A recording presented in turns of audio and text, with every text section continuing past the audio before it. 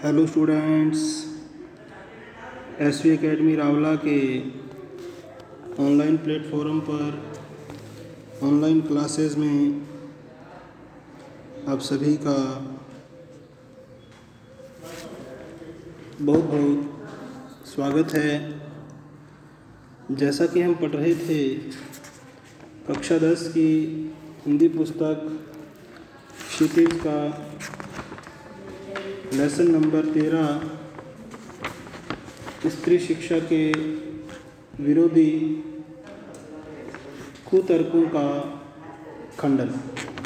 स्त्री शिक्षा के विरोधी कुतर्कों का खंडन, इसके लेखक हैं महावीर प्रसाद द्विवेदी। उन्होंने किस प्रकार से स्त्री शिक्षा के खिलाफ जो तर्क दे रहे हैं, विरोध में जो तर्क दे रहे हैं, उनका किस प्रकार से खंडन किया गया है, उसका हमने वर्णन किया था। तो उसके दौरान हम आगे आज पढ़ते हैं कि स्त्रियों का किया हुआ अनर्थ यदि पढ़ाने ही का परिणाम है, यानी कि स्त्रियों ने जो अनर्थ किए हैं, अब ऐसा मानते हैं कुछ लोग, अगर ये पढ़ाने का ही या पढ़ने का ही परिणाम है तो पुरुषों का किया हुआ अनर्थ भी, अगर स्त्रियों ने कोई अनर्थ किया है और हम उसका परिणाम मानते हैं कि पढ़ाई ही इसका कारण है, तो ध्यान रखना जो पुरुषों द्वारा किया गया अनर्थ है वो भी उनकी विद्या और शिक्षा ही का परिणाम समझना चाहिए। बम के गोले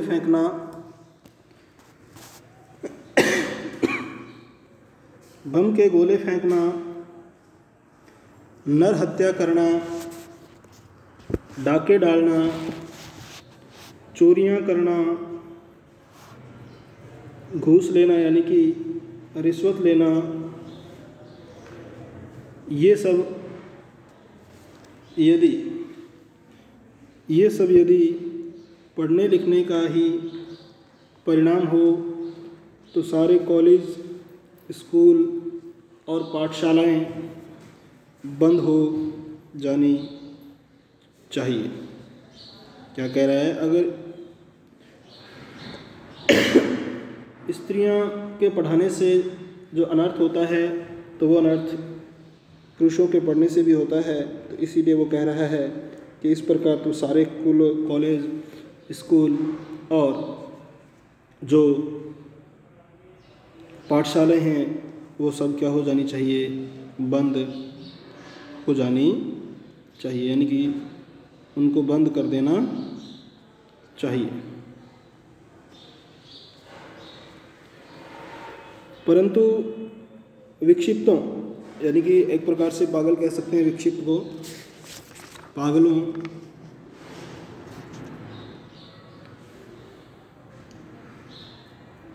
बात व्यथितों यानी कि बातों से दुखी होने वाले, और ग्रहग्रस्तों यानी कि पाप ग्रह से जो प्रभावित हैं के सिवाय ऐसी दलीलें पेश करने वाले बहुत ही कम मिलेंगे, बहुत ही कम मिलेंगे। शकुंतला ने दुष्यंत को कटु वाक्य कहकर कौन सी अस्वाभाविकता दिखाई?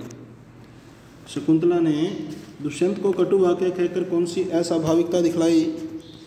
क्या वह यह कहती है कि आर्यपुत्र शाबाश, बड़ा अच्छा काम किया, जो मेरे साथ गांधर्व विवाह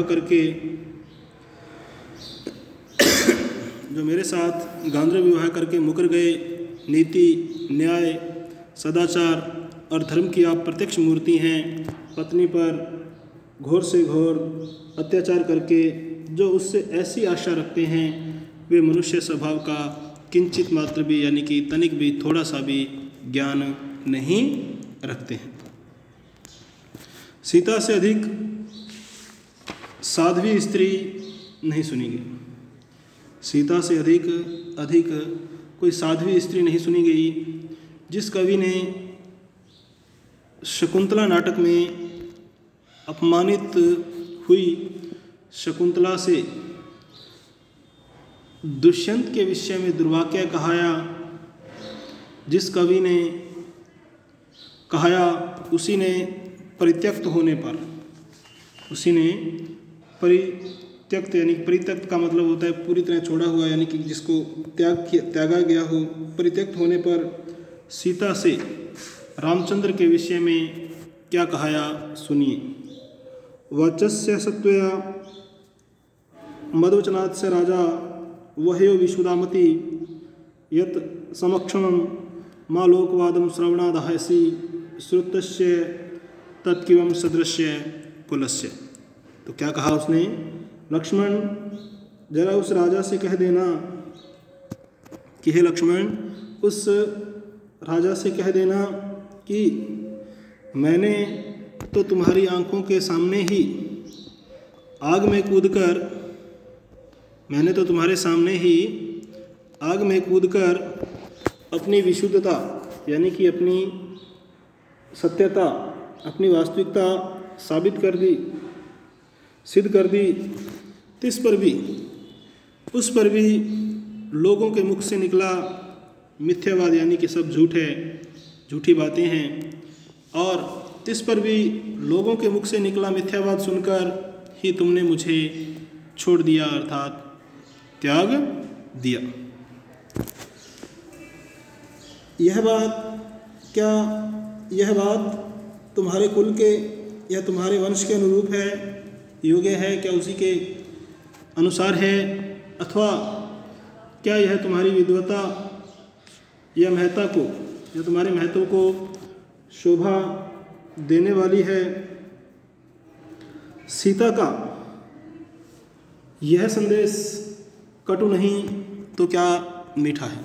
सीता का यह जो संदेश है तो क्या कटु नहीं तो क्या मीठा है। कटु का मतलब है कड़वा है, मीठा नहीं है भी। राजा मात्र कहकर उनके पास अपना संदेशा भेजा और सिर्फ उसने अपने पति अर्थात रामचंद्र को सिर्फ कुछ भी नहीं कहकर सीधे क्या कहकर संबोधित किया, सिर्फ राजा मात्र कहकर उनके पास अपना संदेशा भेजा, अपना समाचार भेजा। यह उक्ति न किसी गंवार स्त्री की, गंवार या मूर्ख या ग्रामीण स्त्री की, किंतु महाब्रह्म ज्ञानी, किंतु महान से महान जो ब्रह्म ज्ञानी था, ईश्वर को जानने वाला था, अर्थात राजा जनक की लड़की, राजा जनक की लड़की और मनवादी महर्षियों के धर्मशास्त्रों का ज्ञान रखने वाली रानी को नरपश्य वर्णाश्रम पालनम यथा स एव धर्मो मनुना परिणीता, यानी कि उस रानी को अर्थात नरपश्य वर्णाश्रम पालनम यथा स एव धर्मो मनुना परिणीता है।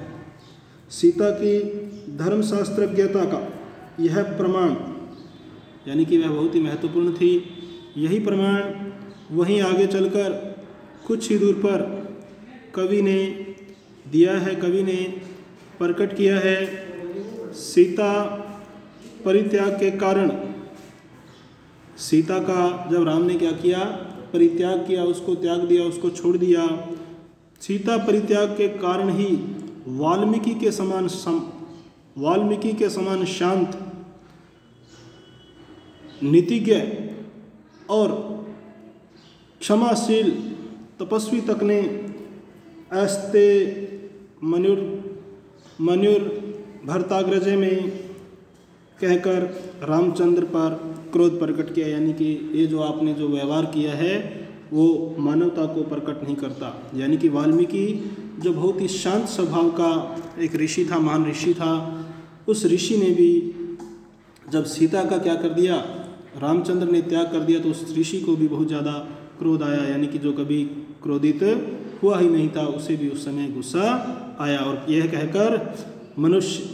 कहकर अस्ते मनुर भरतगर्जे कहकर रामचंद्र पर अपना क्रोध प्रकट किया है, गुस्सा प्रकट किया गया है। आगे है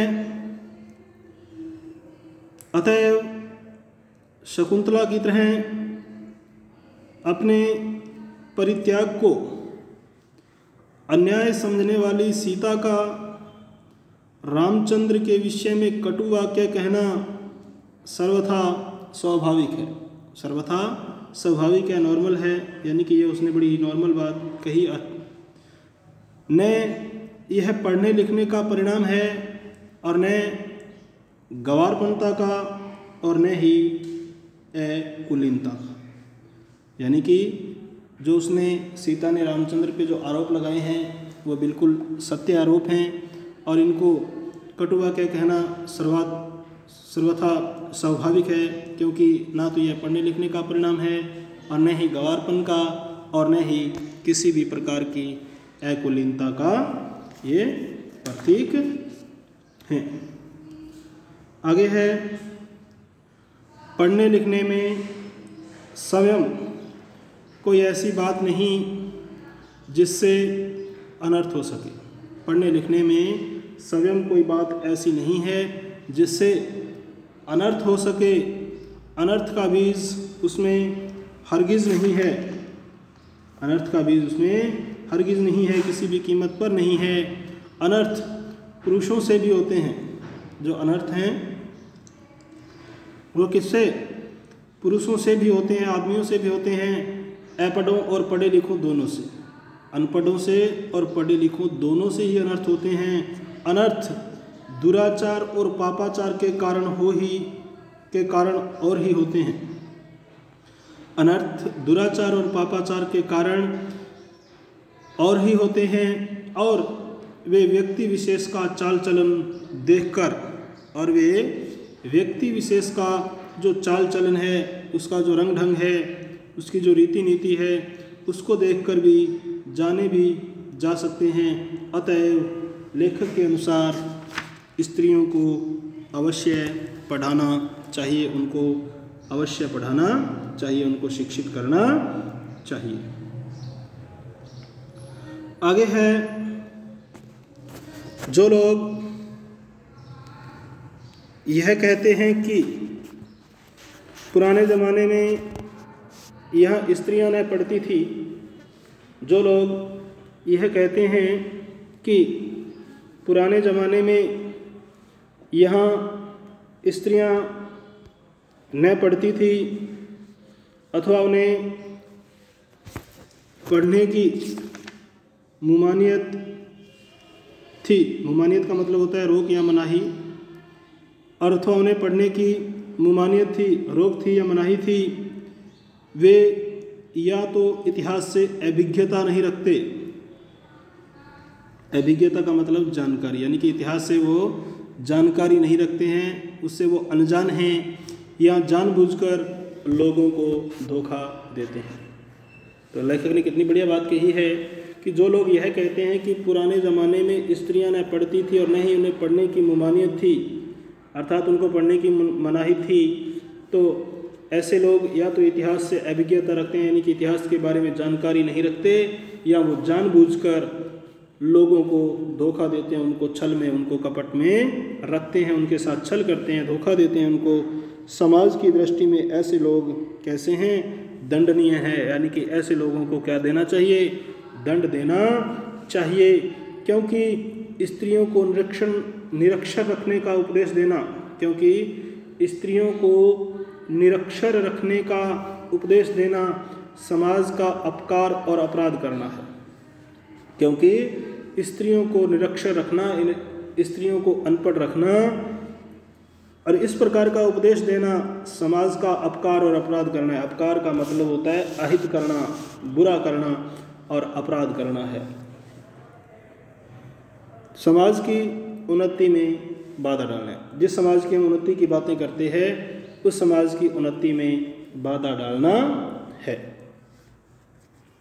शिक्षा अपने आप में बहुत व्यापक शब्द है। शिक्षा बहुत व्यापक शब्द है, बहुत फैला हुआ शब्द है, यानी कि इसकी कोई सीमा नहीं है। इसकी जितनी व्याख्या करें उतनी ही कम है। उसमें सीखने योग्य अनेक विषयों का समावेश हो सकता है। उसमें सीखने योग्य अनेक विषयों का समावेश हो सकता है। पढ़ना लिखना भी उसी के अंतर्गत है। इस देश की जो वर्तमान शिक्षा प्रणाली है वो अच्छी नहीं। इस कारण यदि कोई स्त्रियों को पढ़ाना अनर्थकारी समझे तो उसे उस प्रणाली का संशोधन करना या कराना चाहिए। यदि कोई स्त्रियों को पढ़ाना अनर्थकारी समझे तो और शिक्षा प्रणाली अच्छी नहीं है तो हमें उसका क्या करना चाहिए, संशोधन करना चाहिए, उसमें बदलाव करने चाहिए या करवाने चाहिए। खुद पढ़ने लिखने को दोष नहीं देना चाहिए। लड़कों ही की शिक्षा प्रणाली कौन सी अच्छी प्रणाली है, लड़कों की ही शिक्षा प्रणाली कौन सी बड़ी अच्छी है। प्रणाली बुरी होने के कारण क्या किसी ने यह राय दी है कि सारे कॉलेज और स्कूल बंद कर दिए जाएं? अगर शिक्षा प्रणाली बुरी है तो कोई भी विद्वान ऐसा नहीं है कि उसने ऐसी राय दी हो, ऐसा मशवरा दिया हो कि सभी स्कूलों और कॉलेजों को क्या कर दिया जाए, बंद कर दिया जाए। आप खुशी से लड़कियों और स्त्रियों की शिक्षा प्रणाली का संशोधन कीजिए। आप खुशी से लड़कियों और स्त्रियों की जो शिक्षा प्रणाली है उसमें संशोधन कीजिए, उसमें बदलाव कीजिए। उन्हें क्या पढ़ाना चाहिए, कितना पढ़ाना चाहिए, किस तरह की शिक्षा देनी चाहिए और कहाँ पर देनी चाहिए, घर में या स्कूल में, इन सब बातों पर बहस कीजिए, विचार कीजिए, तर्क वितर्क कीजिए। जी में आवे सो कीजिए, जो आपके मन में आए वही बात आप करें। परंतु परमेश्वर के लिए, ईश्वर के लिए यह न कहें कि स्वयं पढ़ने लिखने में कोई दोष है। परंतु ये बात कभी भी नहीं कहिए भगवान के वास्ते, भगवान के लिए ये बात नहीं कहें कि स्वयं पढ़ने लिखने में विभिन्न प्रकार के कोई ना कोई दोष हैं, कोई ना कोई ऐब हैं, वह अनर्थकर है, वह लाभकारी नहीं है, अपने लिए अच्छा नहीं है। वह अभिमान का उत्पादक है, वह अभिमान को पैदा करने वाला है, वह अभिमान को पैदा करने वाला है, उसको प्रकट करने वाला है और वह ग्रह सुख का नाश करने वाला है। क्योंकि अगर इस प्रकार की बातें हम करते हैं तो इससे क्या होता है, ग्रह सुख का नाश होता है, घर के सुखों का नाश होता है, घर के में सुखों की कल्पना ही नहीं कर सकते। ऐसा कहना, इस प्रकार की बातें कहना 16 आने मिथ्या है। मिथ्या का मतलब झूठ है, यानी कि इस प्रकार की जो बातें कहते हैं वो 16 आने मिथ्या है या झूठ है। तो यहाँ ये हमारा लेसन स्त्री शिक्षा के विरोधी कुतर्कों का खंडन पूरा हो गया है। इसके जो महत्वपूर्ण प्रश्नोत्तर हैं वो आपको करने का प्रयास करना है। आगामी ऑनलाइन क्लास के दौरान इस लेसन के क्वेश्चन आंसर आपको करवा दिए जाएंगे। तो आज के लिए स्टूडेंट्स इतना ही। बहुत बहुत धन्यवाद। जय हिंद, जय भारत।